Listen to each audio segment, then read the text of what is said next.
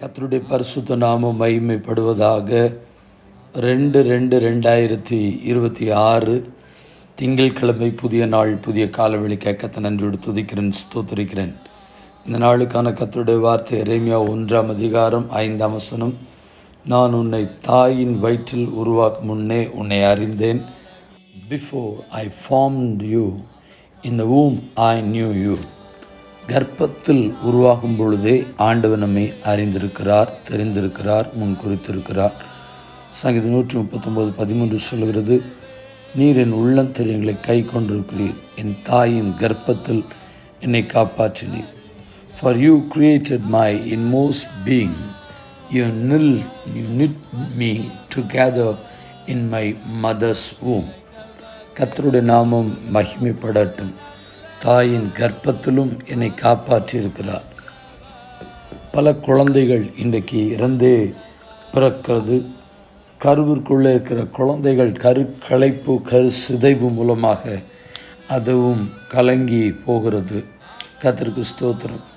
ஆனால் உங்களையும் என்னையும் படைத்த ஆண்டவர் நம்முடைய ஜீவன் எந்த விதத்திலும் நஷ்டப்பட்டு விடாதபடி நம்முடைய ஆத்மாவையும் கர்த்தர் காப்பாற்றி நடத்துவாராக. ஏசாயா 44:24 சொல்கிறது, உன் மீட்பரும் தாயின் கற்பத்தில் உன்னை உருவாக்கினவருமாகிய கர்த்தர் சொல்லுகிறதாவது, நானே எல்லாவற்றையும் செய்கிற தேவன், நான் ஒருவராய் வானங்களை விரித்து நானே பூமியை பரப்பினவர். This is what the Lord says, your Redeemer who formed you in the womb.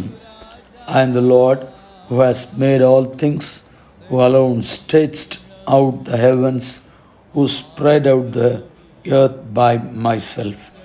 கர்த்தருடைய நாமம் மகிமைப்படட்டும்.